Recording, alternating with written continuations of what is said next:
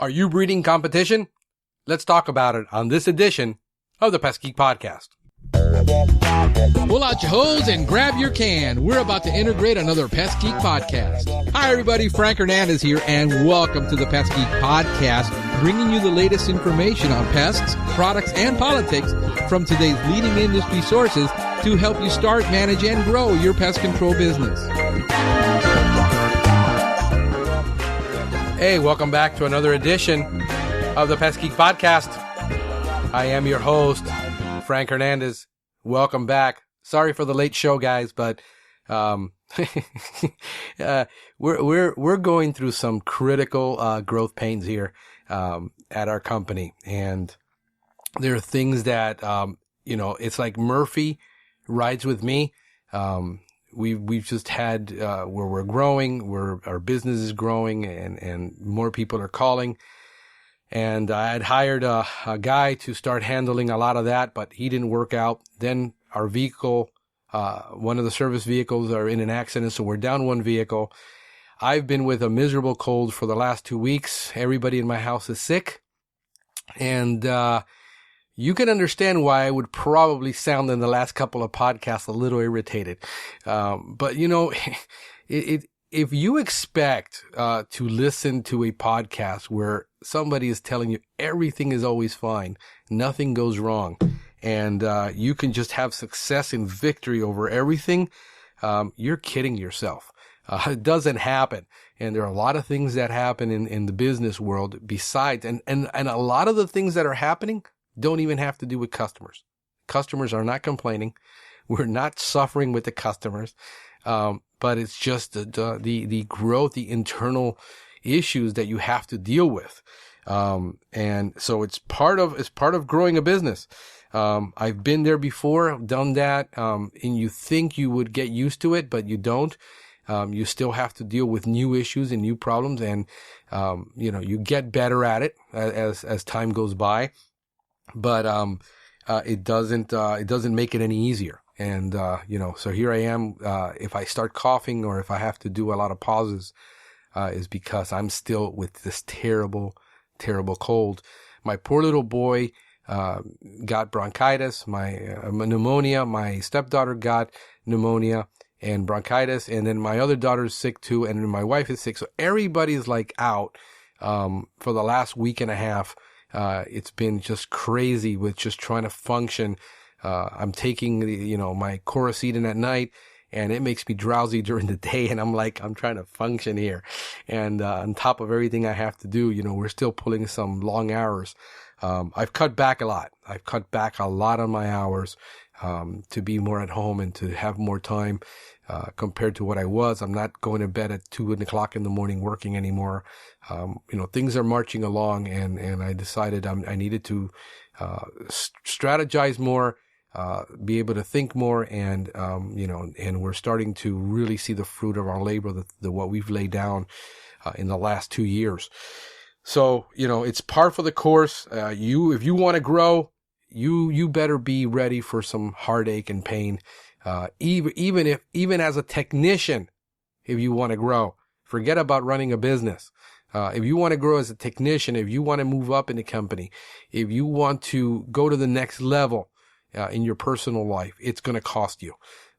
There's a price to be paid at the checkout counter. Just make sure you're willing to write the check. And I got a podcast that's going to piss a lot of people off today. But I think it's necessary for us to deal with a lot of these issues, and talk about them and put them out in the open, because a lot of the time, all the people putting out material in the pest control business want to give a positive spin to everything. Nobody wants to write a negative article.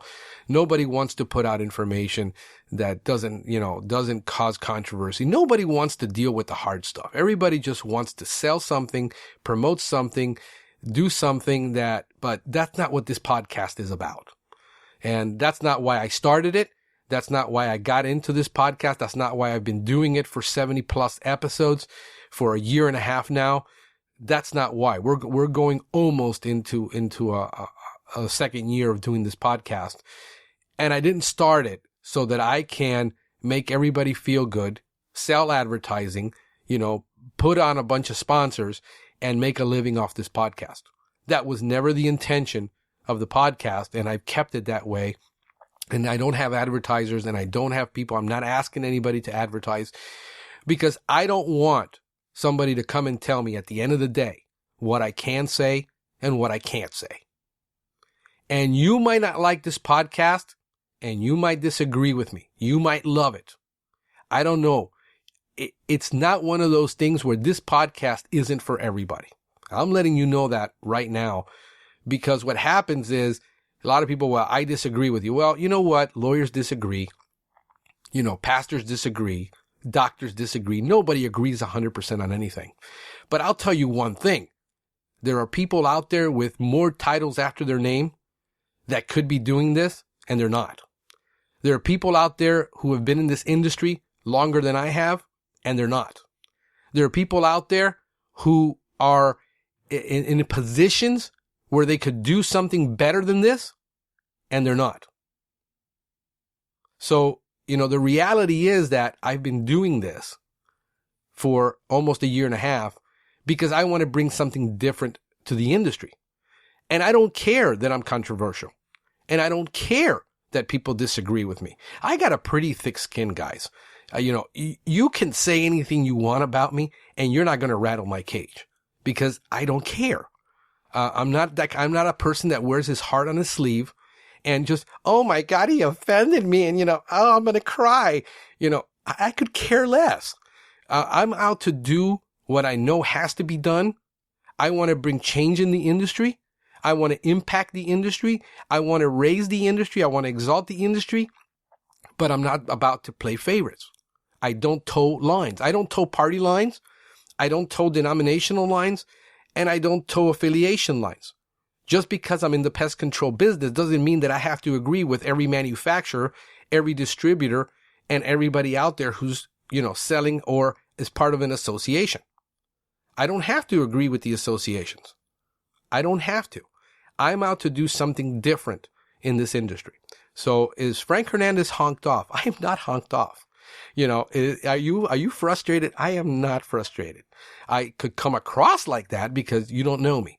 But believe me, when you've never seen me angry, my wife, when we were dating for 3 years, says, I've never seen you angry. I says, you don't want to see me angry. That's not the point. You'd rather see me like this, because very few things make me go off the handle. And when I see, I can deal with ignorance better than I can deal with stupidity, because there's a cure for ignorance. It's called learning. You're ignorant because you don't know something, and you can always learn something and get out of ignorance. Stupid is when you know what you're supposed to be doing and you choose not to do it anyway. And there's no cure for stupid.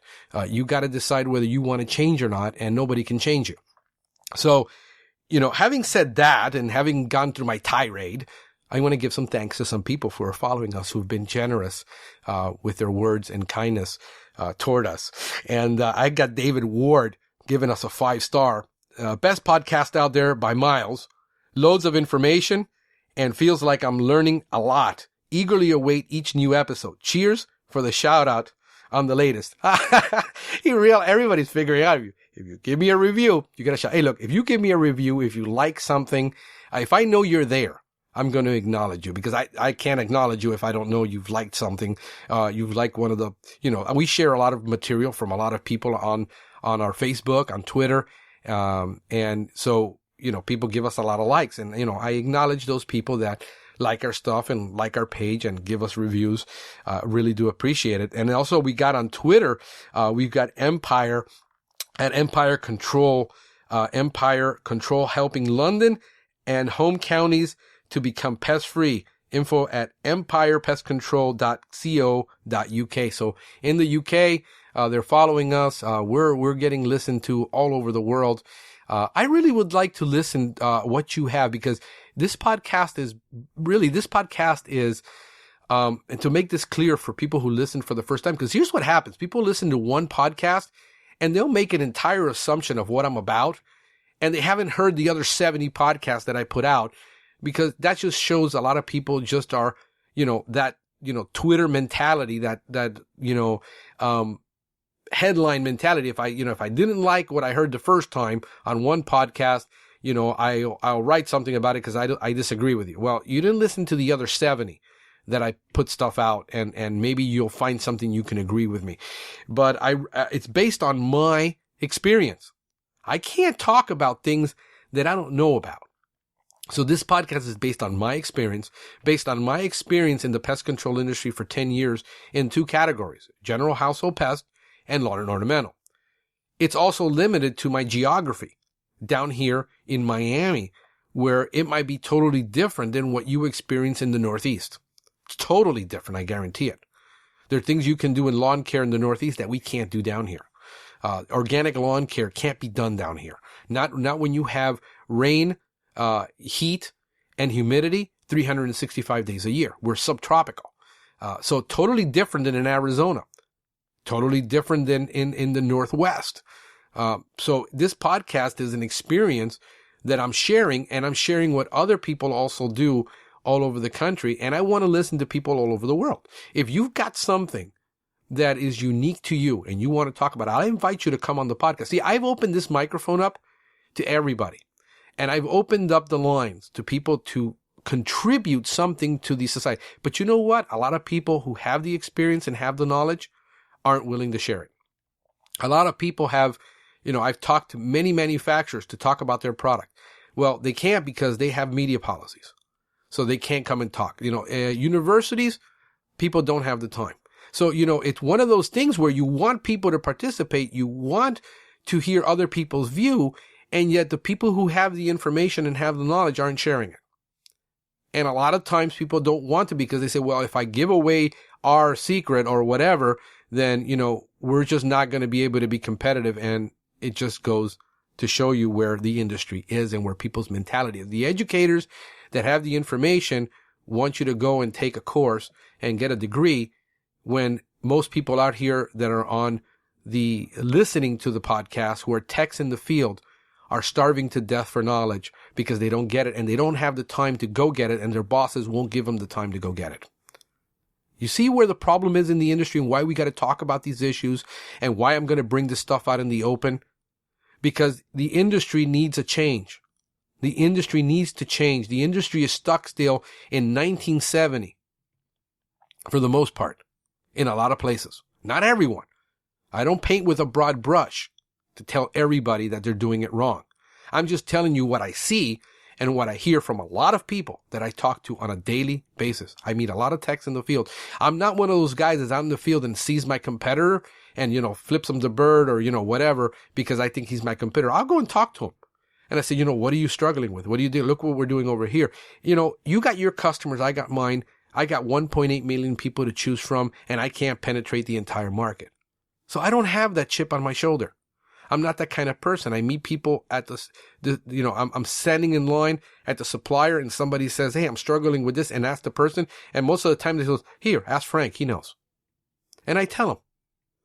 Because that's just the kind of person I am. I've never been a person to sit there and say, well, I'm just, I work for a superior company and I have this big chip on my shoulder, because I meet a lot of techs who work for large companies thinking they're the last Coke in the desert when I can run circles around them and what they're doing.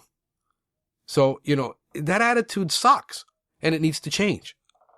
So, join the conversation. 707-395-7378 is the phone number to call. If you want to leave a voicemail, you can message me on Twitter. You can message me on Facebook. You can send me an email. I'm all over the place, so you can find me if you want to, and if you want to contribute. I want to talk about two books that are key to what I'm going to talk about today. And the two books that I highly recommend. If you're a technician, listen, if you're a technician, if you're a supervisor, if you're a manager, if you're a business owner, it doesn't matter. You need to listen to these two books. A lot of the times what you think you know, what you practice, and what you do are in total disagreement. And in leadership, there are too many people out there who are supervisors and managers, but very few leaders. You can be a supervisor and not know the difference between a carpenter ant and a big-headed ant. Just because you're a supervisor doesn't mean you know anything. Just because you're a manager doesn't mean you actually are looking out for the best interests of the organization and for your people. Most of the time, if you're a middle manager, you're going to do what management wants, period. Regardless of what the customer is saying, regardless of what your techs in the front lines are telling you.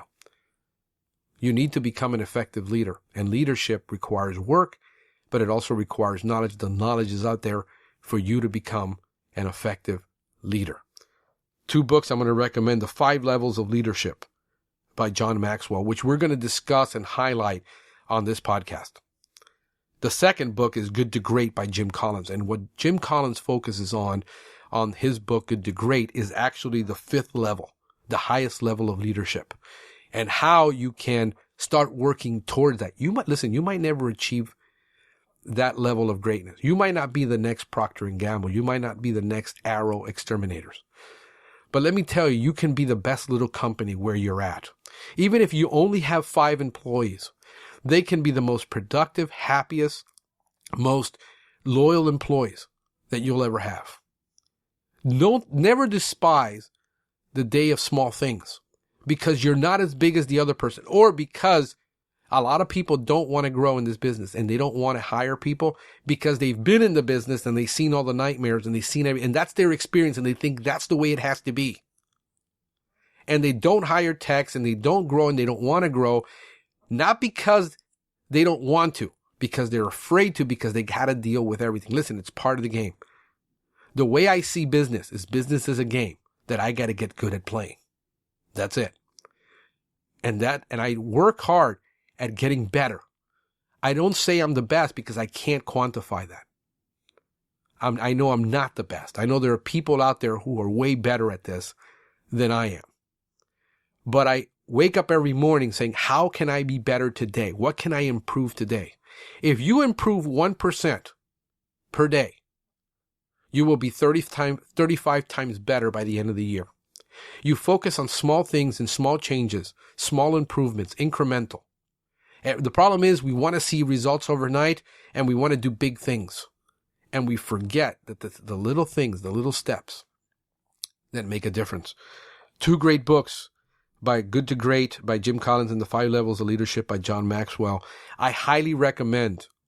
It's in our top, 100 books and the top 10 books that people must read if they're going to be in management. If they want to move up through leadership in our company, these are one of the books they have to read. And part of having a great staff is having great training, great resources, great things for them to do. In the news, well, it's final. Bayer and Monsanto have become a genetically modified organism now, effectively. Read all about it. I got an article from PCT Online. The links are there. If you want to, what was I going to say? I lost my train of thought. Anyway, go check out the link. I don't have a whole, there's not, it's been quiet as far as things going on in the industry and new pests and things being discovered and around the world. Not a whole lot going on. I was looking, this morning, but, going to our main topic and what I want to talk about is, are you breeding competitors? Are you breeding competitors? You got to think about that for a minute. If you employ people, are you breeding competitors? And this is exactly what people are afraid of when they hire techs. The techs are going to leave. They're going to start up their own business and they're going to compete against them.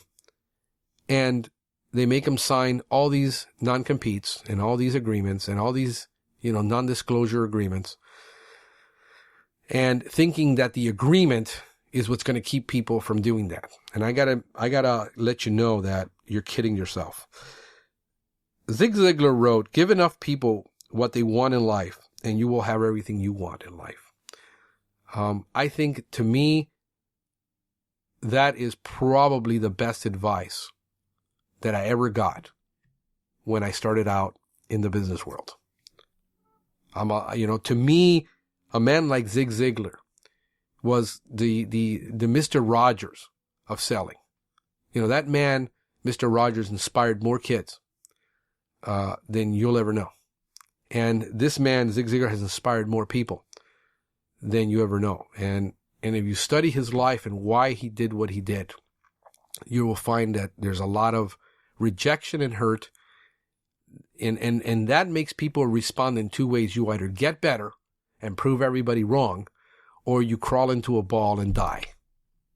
And a lot of techs in this business are being crushed by the industry, by bosses, by companies, when they are really good techs and good people just trying to do the right thing with very little. And this is why I want to talk about, are you breeding your competition? Well, I've talked to many techs for many years, always asking, I get a lot of calls, people wanting me to hire them. They're going to leave this company. They're going to leave that company. They just got laid off from that company. They just got fired from that company. And there are two things that happen when they get fired. They either have to go out and get a job with another company or go find something else to do. And a lot of the time, I know the companies that they're getting fired from, and I know the problems that that company has, and they have a high turnover rate. The owners, I've talked to them, and I find them repulsive most of the time of their attitude. So I understand why they keep going through turnover. People who are just, some people that I talk to are pathetic excuses for human beings, that behave in such a way that, they are so arrogant, so manipulative, so harsh with everyone that they meet. Even, I see them at the suppliers, the way they talk to the reps that are serving them. And I said, man, I would never want to work for that person. And I see it a ton. And are you breeding your competition by the way that you are running your business, the way that you're treating your employees, and then causing them to have to leave and have no choice but to start up on their own? Because now you got to understand that we don't hire. This is not an industry that we hire college kids. Not unless you're a sales organization and you hire summer salespeople and you have a training program, and there's a couple of them out there that are very successful with that. But most of the time we hire the bottom of the barrel in the industry. I don't mean that disrespectfully. I respect everyone that has a job and is looking for work. I believe in the Bible says, he who does not work shall not eat. If you're a busboy, no work is undignified or doesn't have any dignity. I love the show Dirty Jobs.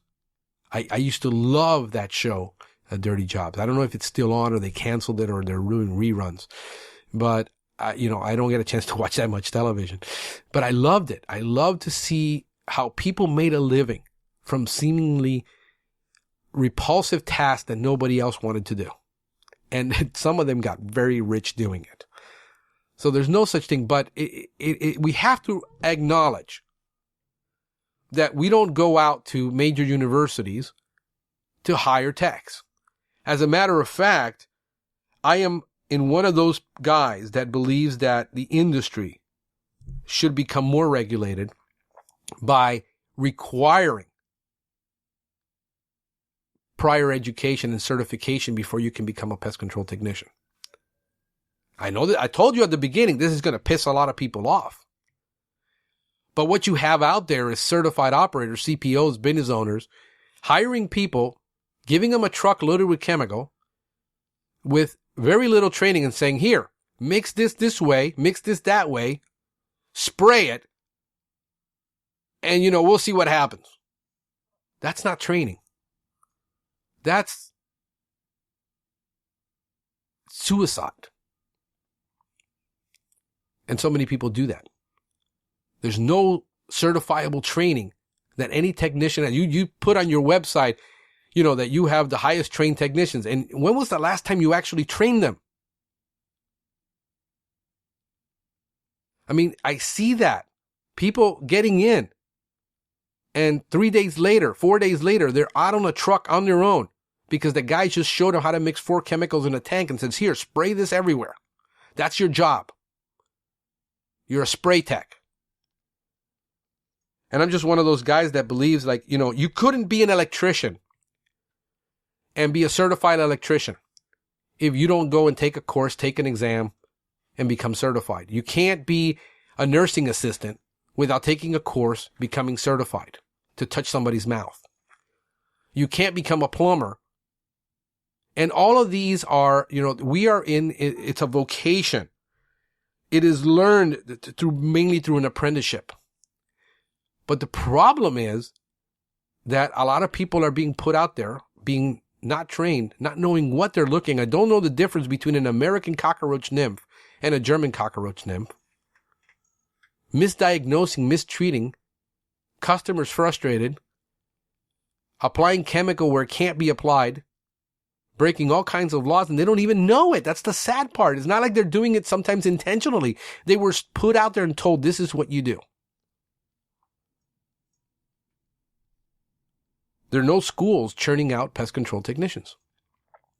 There are some states that require you, and I applaud it, to take a 40-hour course at a school, and then you get an exam, and then you're allowed to go and work for that company. But the state does the certification. I agree with that. I think you should have a minimum of a course that you have to take that is certifiable by the state, that you know what the heck you're doing, that you know pest identification, that you know what the chemical you're using is actually going to do to you, because a lot of owners will send their people out with products to spray and no PPE.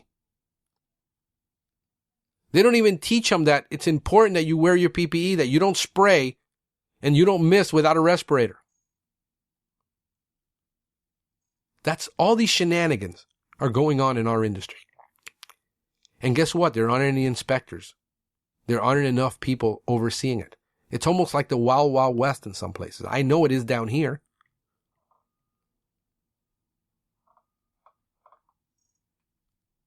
That's number one. You know, no verifiable training. You know, you have a training record that you fill out yourself, but nobody can really verify if that technician actually knows that. That's scary. That's scary that you're sending somebody into somebody's home where their children, kids crawling around on floors, toddlers, and we don't know what that guy just sprayed in there. And most possibly it was Termidor, because that's, you know, spraying Termidor indoors, that's really, really popular. And people think they're slick and they're cool. And like, I had one guy tell me, look, don't be afraid, man. Use it. Just do it. You know, get rid of the problem and that's it.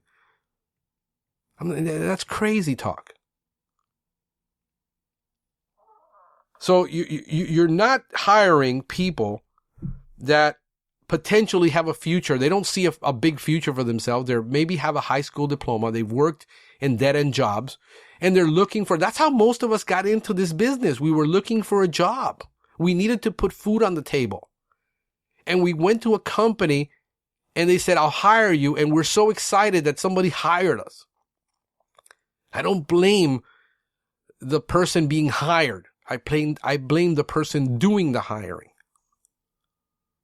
for not doing the right thing by their employee, by not telling them everything that they need to know, putting them with chemicals that are still being used that shouldn't be used, exposing them they don't know how they're being exposed. I talk to so many techs that have no idea what an endocrine disruptor is. They have no clue. They've never heard that term. Because guess what? Every CEU class they go to is given by a manufacturer and distributor, and they don't want to touch that. Like I said, guys, I'm not here to get an award for this podcast from the industry. Things that are not being discussed. Exposure to organophosphates. Long-term exposure. What is that going to do to you? You know, you're having ED and you're having low T, and why? Because you've been using the same darn chemical for 30 years. And you wonder why you don't have the drive to get up anymore in the morning and go to work and lead your team. Because there's no drive in you left. You're tired. You're exhausted. You tried for 20 years and, it's the same old thing. And you're like wondering why you're exhausted. Could be you have low T, bro. Check it out. Things that aren't being discussed. Most, like I said, most have more than a high school degree. So what are you doing? Here's what most employees want. I've been talking to people for a long time. I don't care what industry you're in. I like talking to people. I like to find out what people's needs and wants are. Because I took that to heart 30 years ago. Why people want to work on my team. Why people want to work with me. Why people have always followed me. Why when I'm in a business and people start following me, the owner gets pissed off. He feels I'm a threat and wants to get rid of me. And it's happened in business. It's happened in the church. It's happened everywhere that I've worked. And the only place that it didn't happen was when I worked directly under a VP of a $2 billion company who groomed me, who saw potential in me. Those kind of people are rare. And wanted to, make my potential and knew that I didn't have an MBA. And yet I could still run circles around other salespeople. But everywhere else, it's been a huge challenge, especially when you work. And 90% of our businesses are small mom and pops, which creates a whole nother problem with nepotism, where, the only one that ever gets promoted or is going to have any position in that company is going to be a family member, where you stick your brother-in-law or your son in a position that he has no clue what he's doing there. But because you don't trust anybody, you have trust issues, you will put them there. And that's the majority of the businesses. They're mom and pops. They don't understand leadership. They don't understand that people want more than a paycheck. It's not enough to get a paycheck. People want to be their potential to be utilized. They're bored to death going out every day spraying the same perimeter over and over and over and over and not seeing any way that they're going to be anything more in the business. That no matter how hard they work, it's a dead-end job for them. And you're saying, but I'm paying them well and they're putting food on there. That should be enough. That's not enough, and you don't understand generational needs. You don't understand the difference between a Gen Xer, a millennial, that they have totally different needs in spite of what their education is. You need to get into real management. I got to warn you guys, guess what? The Henry Ford School of Management is closed. Post-industrial management, which is what most everybody knows to do. It's the stick and carrot approach to management is dead. And it's stinking up your place because you got a corpse in there that's stinking up your business. And you don't know it. And the only thing you can do with dead things is bury them or cremate them.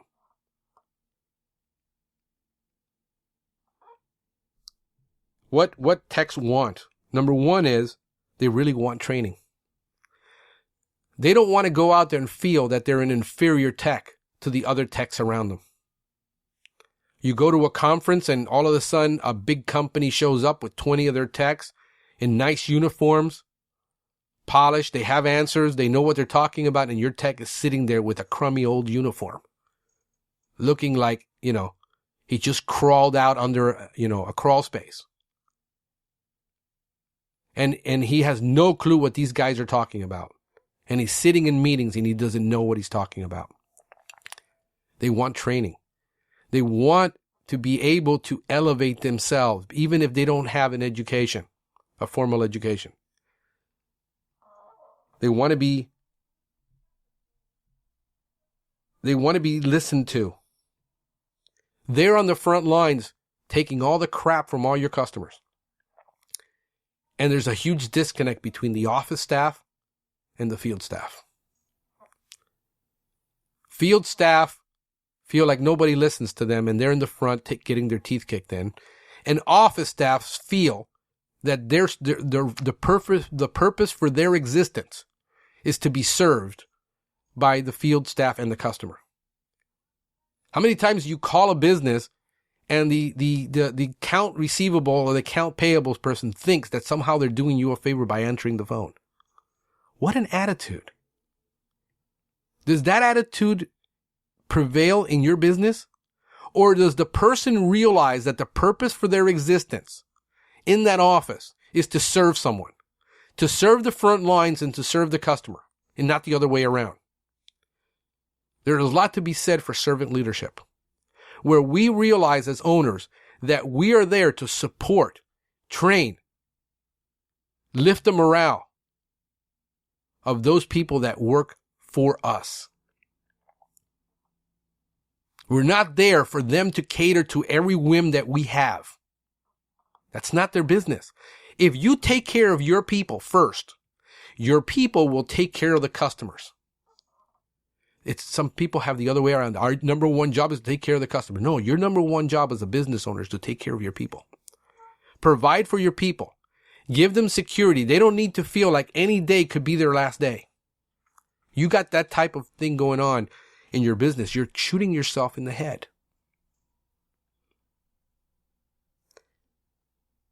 They need the support from management. They want quality training. They want to be listened to. They want to work for an organization and for people that they can look up to with a vision and a mission to do something greater in society and in the world, in their neighborhood, and for people than themselves. This generation does not want to hear it's all about the money. They've heard that. They've seen it from large companies where everything becomes about the money. Understand this. Business cannot function without profits.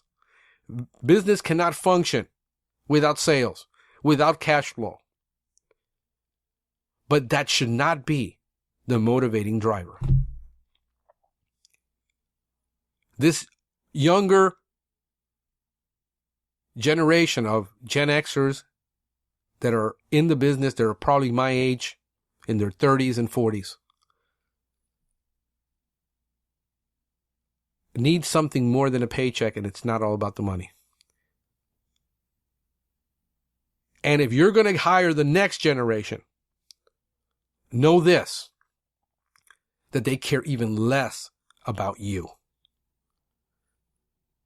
They could care less about the organization unless the organization offers them a way for personal growth. You got to focus on personal growth.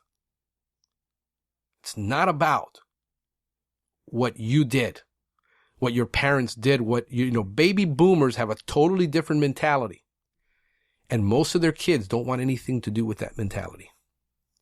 You got to understand it. You don't have to agree with it, but you better understand it if you want to reach that next generation of workforce. Because here's what you're going to left with. You're going to be left with old, tired people that don't want to do anything, don't want to learn, don't want to advance, don't have any goals, don't have any dreams, have nothing to aspire to, and all they're there for is a paycheck to drain you. That's your option.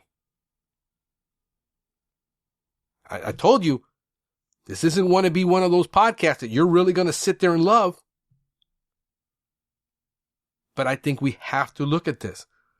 There are too many people out there that are hurting, too many employees that I see on a daily basis. They don't want to be where they're at. They hate their job. They hate their company. They hate the people they work with. And you know who's at fault?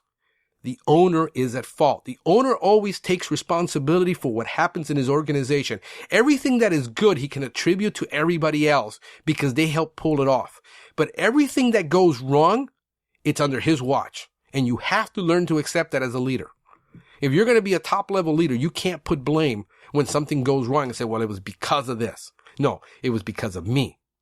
I'm the one that's responsible. And when everything is going right and I'm a darn good leader, then you know what? Give the credit to the people in the front lines doing the work. Because you couldn't do it without them.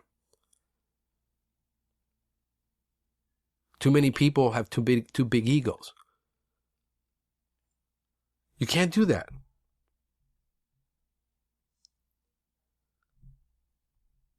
hostile and toxic environments. You know, you allow people to work for you that intoxicate and bring down the morale for everybody else. And you do it because, oh, if I get rid of them, how am I, if I get rid of my accounting, or if I get rid of the person doing my accounts payable or accounts receivable, man, how am I going to get it done? Hire somebody else. Fire their butts. Either change or move out.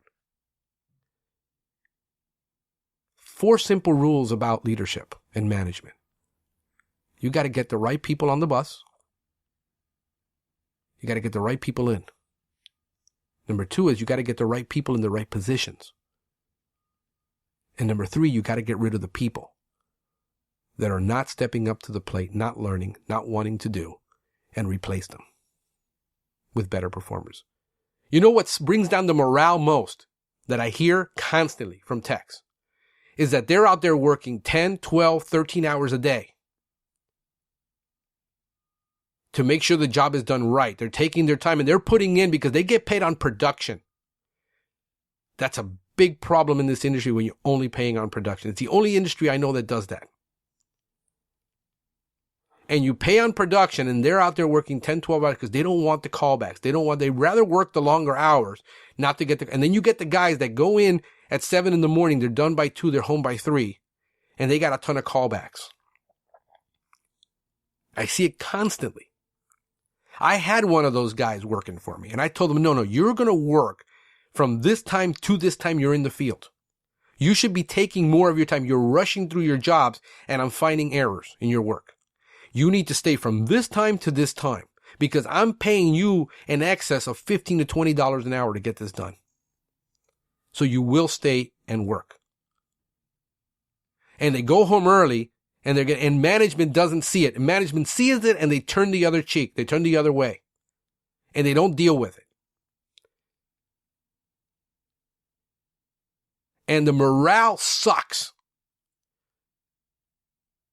And it stinks.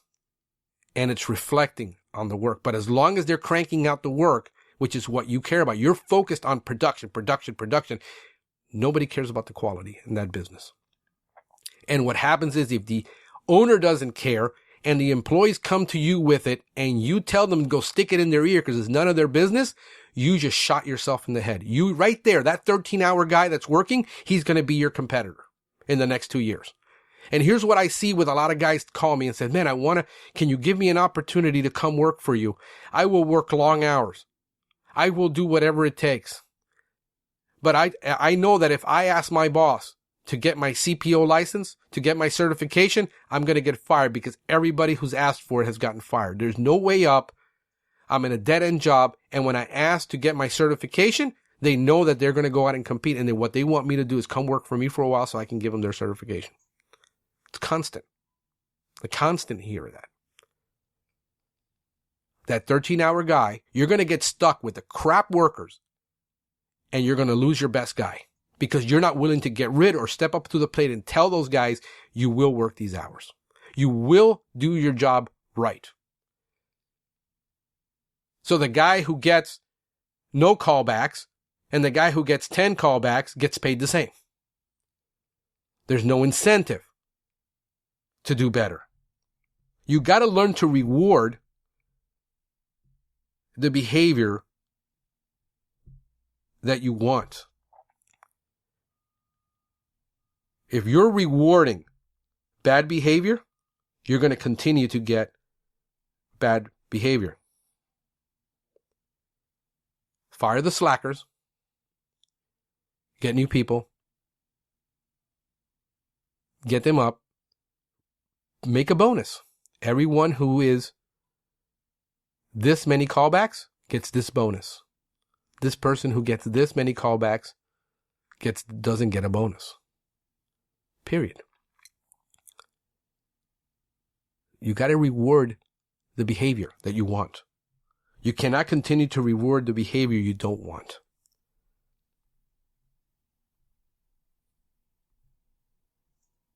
Let's get to training. The reality is that You need to have a real training program in your business where you put that person through a battery of training, testing, evaluation, so that you know that when they go out into that field, they're certified, they're qualified to do what they're going to do, to be real techs. Are you hiring spray jockeys or are you hiring techs? A spray jockey is not a tech. He's a spray jockey. A guy who runs wire through a pipe is not an electrician. He's a wire runner. I can hire wire runners, but I'm not going to sit there and call him an electrician. A guy who unloads pipe from a truck, lays it out on the ground, and glues it together is not a plumber. He's a pipe layer. There's a big difference. There's a big difference in the quality of technician. So if you can't train because you don't have a training program, start working on one. Develop a training program where it requires self-study. For him to go out at night, 2 hours, do some self-study. You know, when I started in this business, here's been the problem, guys. I guess maybe it's because of the way I was raised, because I didn't have a father, because my mother raised me by herself and my mother never knew English. So when I came to homework, I had to figure it out on my own. When it came to career, I had to figure it out on my own. I've had to figure everything out on my own since I was a child. Mother can only do so much. By the way, I have the greatest mother in the world. But when I wanted to learn electronics, I got a correspondence course and I learned electronics. By the way, I was like 12. But they were doing a correspondence course on electronics and I learned about electronics. When I wanted to learn programming, I bought a Commodore VIC-20 because that's all I could afford. And I learned how to code in BASIC. So everything I've had to learn, I've had to do on my own. Because nobody's ever taught me. When I started in this business, nobody was willing to train me. The guy knew less about pest control than I did at the time, I think. All he did was spray. You mix 5 products. You mix an insecticide, a fungicide, 20-20-20. You put, this other insecticide because you need 2 of them. And you spray everything down. And when you're done, you call me and I'll tell you how to fill it up again. That was my training. I was a spray jockey. And then I took a class, my first CEU class. And the first guy I ever come in contact with was Austin Frischman. And he starts talking about things that I've never heard of because I didn't know anything. I was new.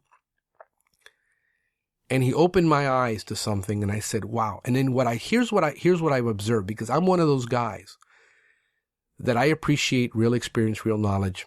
But I look around me and I see all these old guys shaking their head, rolling their eyes, falling asleep, and not caring. And I said, here's this guy giving you valuable information and you could give a rat's ass about it.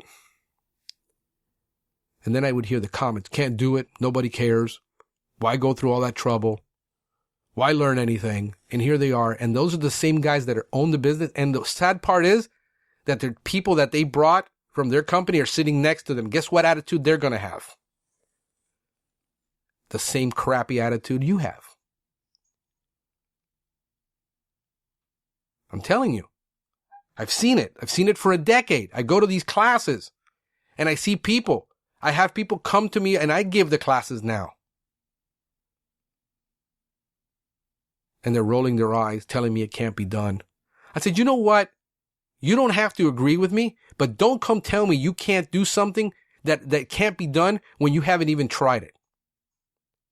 Because because it's been working for me for the last 7 years. So you can argue all you want because you don't want to do it because you're lazy, because you think it can't be done, because your customers won't pay, because you're doing spray jobs for $25. And I'm one of those guys that I will confront you on your, you start shaking your head in my class and rolling your eyes, and I'll bring you front and center. I don't care. You tell me why you're rolling your eyes and telling me no. Because one thing I know for sure is what I know. I know my facts. And when I study and when I prepare myself and when I get the facts and I go out in the field and I do it and I pay the price and you come roll your eyes at me, I'm going to make you look like a total ass in front of the whole class. Because you're behaving like a spoiled, high school student that thinks his teacher's a moron. That's disrespectful. So if you don't have a training program, here's the next step. Guide them to a good training program. Purdue University has correspondence and online courses that you can take, that you can give them and say, look, I'm going to hire you and I'm going to hire you to do this. And you're going to start out as a level 1 tech. Basically, you're going to be spraying. You're going to be doing perimeter. That's fine. You should, if you don't have somewhere to start, that's fine. But don't let it stay there forever. So, they have an advanced urban IPM course that you can take both online and you can register for a correspondence course. Bedbug mini course. Pest control in home and other buildings. Food plant IPM. Introduction to urban and industrial IPM. Introduction to urban and industrial IPM in Spanish.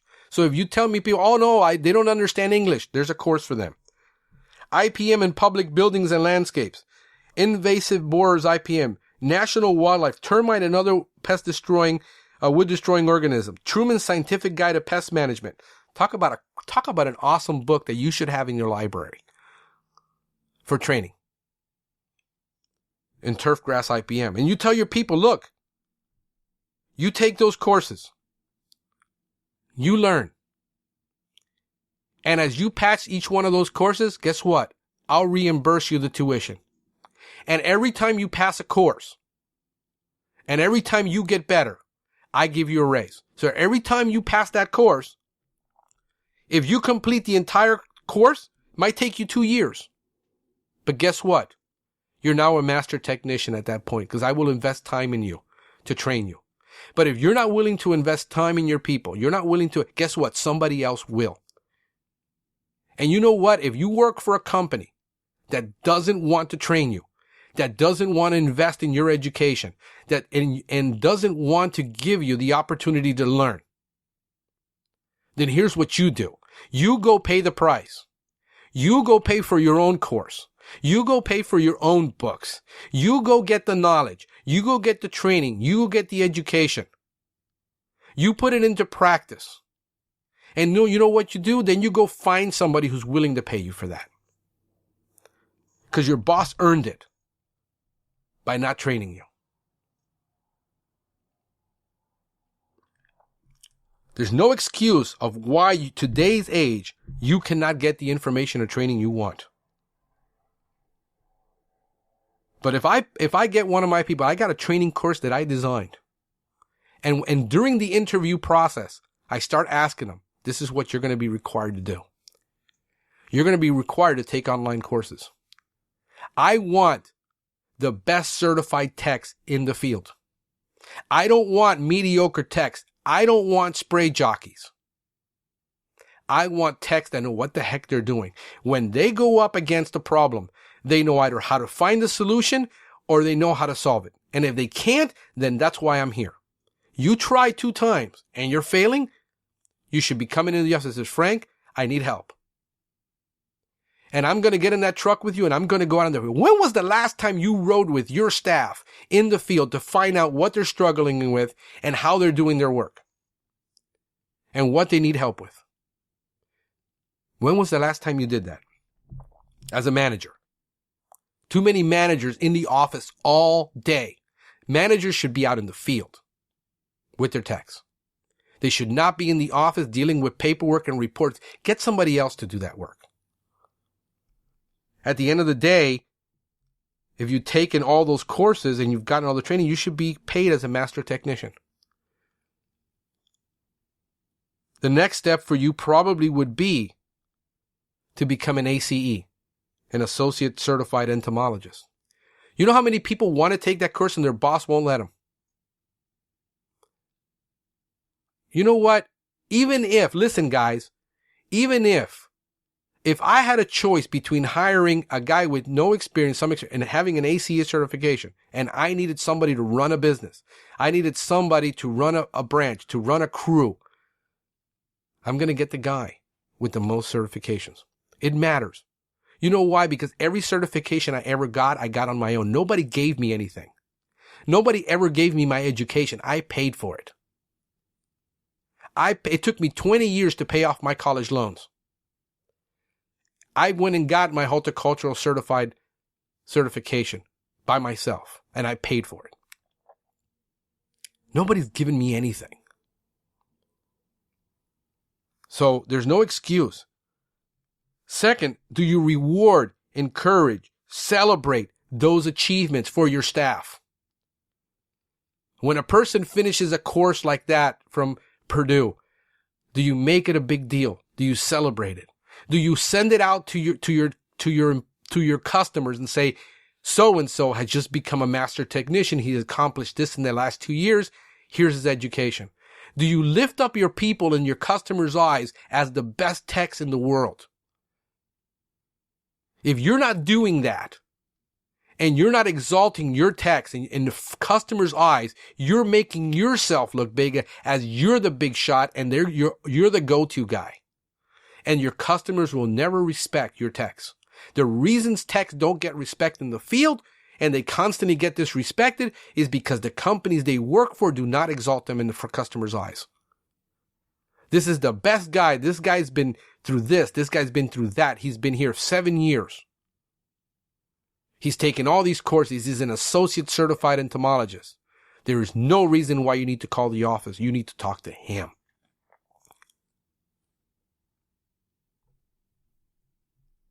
You know, training is a huge thing, but the industry itself does a very, very poor job of taking advantage. There's a video, which I think is probably the most inspirational video I've ever heard in the pest control industry, from Austin Frischman. He did the centennial lecture speech at Purdue University. I got a link to the video. The video's on the website. You can go to it on this blog and watch the video there. But he said one thing that impacted me that I've been saying for 8 to 10 years. And I used to say it when I was, I worked at a church on a television program where, and I know about training people and I know about getting results. And I know about, these are volunteers, by the way. These weren't people that were getting paid. And we had on a small Christian network, Spanish, which was coast to coast. And we produced this television program for the church. And the program got nominated to go national. It was local only, and they offered it, no charge. The production quality, the message is so good. We want to use it on a national basis. And little did they know that the people that were camera people on there were kids that were 13 to 16-year-olds. And I taught them on 3 basic shots: a head shot, a torso shot, a wide shot, and a body shot. And I would sit in a booth with a headset on, and I would tell each camera guy what I wanted. And it's amazing, when I gave them 3 things to do, they were extremely effective at doing those 3 things. It's about simplicity. Well, I heard the challenge was, we don't want to do the television programming because too many people are sitting home watching it on TV rather than coming into church. And they're not bringing their tithes and offering when we're losing. We were reaching tens of thousands of people per week. The only thing we were thinking of is our little mentality of doing it locally. Why the heck do we have these major universities, conferences, and there's no access to it on video and audio because people want. I had that same conversation. I'm telling you, I'm going on a tirade today. You're probably sick of listening to me. Said in that same, I'm part of an advisory committee for the extension service, and I sit there, a table people, and we're talking about training, how nobody can get time off for training. The cities are coming in and saying we can't, they're all participating, says we can't give people time off for training. We're running a skeleton crew. We've laid off so many people in the last 10 years. We haven't replaced them. And everybody's saying, well, they want the training, they need to come to the classes. And I said, guys, you're really, really, really so out of touch. And I talk that way to people, and it pisses people off, and I don't care. Because I got to be able to shock you sometimes to let you see the irony of your stupidity. I said, look, you can record every one of these classes, put them online, charge $10, $15 per class, and you will have 1,000 students taking that class. How do I know? Because I've done videos where I got 50,000 views on my videos. How do I know? Because I've been doing this for a long time.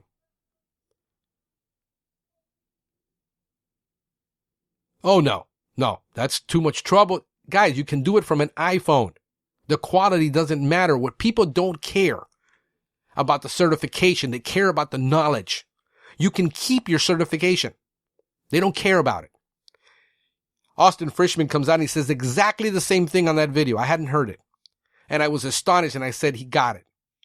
People do not care about, and if your ego is that darn big in your organization that you think that people need to come to your events or else they can't get the information, you missed it. We got a huge event coming up. Pest World, October 18th to the 21st. Washington. How many people can travel to the West Coast to go to that event? It's all the way if you would have done it in the middle of the country, like Ohio, maybe you could get a lot more participation. But you did it in Washington. Okay, why the heck can't you record the audio for that? And why the heck can't you record it on video and sell it? I'd be willing to pay the price of admission to listen to all those speakers on my own time, because I can't travel and I can't take time off a week to go all the way to Washington. I hope that they're listening to this podcast and decide, you know what? Somebody's got an iPhone. We'll record the darn thing and put it on video and give it a shot and see how many downloads we get and do a trial. Because editing isn't that hard. You stop it, you put a bumper on it, and you create one bumper, which somebody can do in that organization in 15 minutes, and you edit that video and you put it full stream, put it online on your server, and see what the hell happens. And next year you sell it. And I guarantee you'll have 10 times, you'll have 100 times, 1,000 times the attendance that you could have gotten filling out an arena. But no, you don't see that. Again, we go back to the people who have the knowledge, have the information, don't want to give it out. And here I am, Mr. Nobody, doing a podcast, and I got thousands of listeners listening to me every week. But what the hell do I know?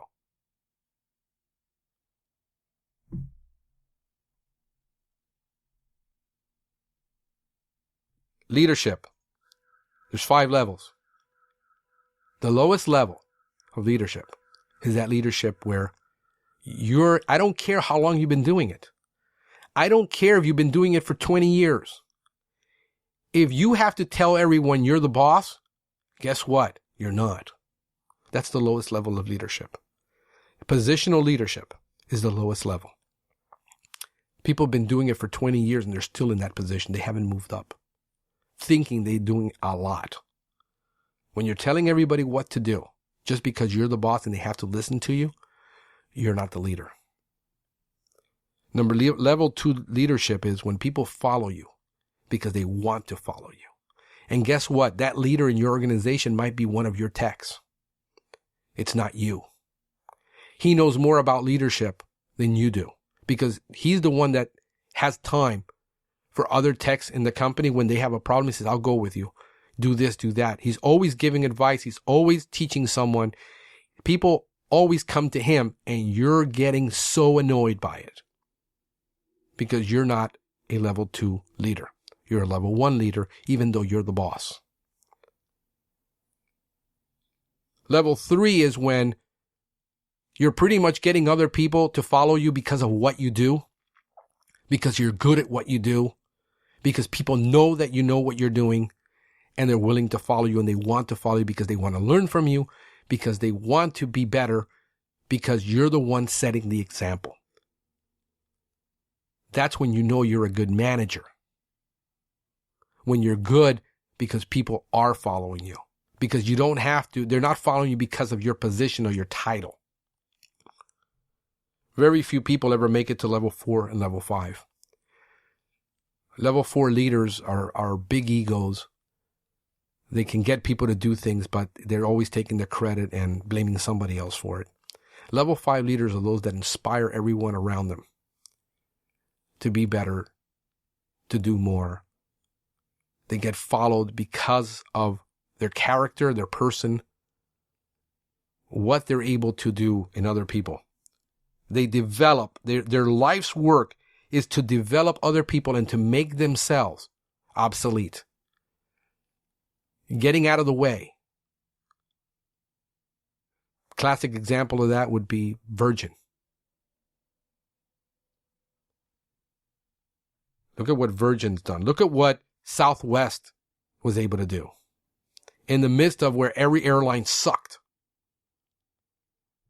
That's level 5 leadership. I got a video on it, by the way, that you can watch on the podcast, on the notes here in the webpage.